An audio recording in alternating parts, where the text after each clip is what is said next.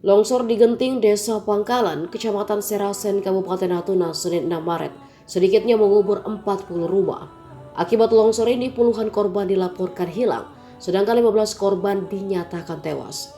Nisa, salah satu warga yang selamat, menceritakan detik-detik longsor terjadi. Warga air raya Desa Pangkalan tersebut mengatakan longsor terjadi sekitar pukul 11:05 waktu Indonesia Barat. Dengan wajah cemas, Nisa menceritakan sesaat sebelum longsor. Saat itu, Nisa tengah menyapu halaman rumah. Tiba-tiba mendengar suara gemuruh dan melihat orang-orang pada berlari. Beruntungnya Nisa berhasil selamat bersama suami dan anak-anaknya. Sementara itu puluhan rumah warga rata dan tertimbun material.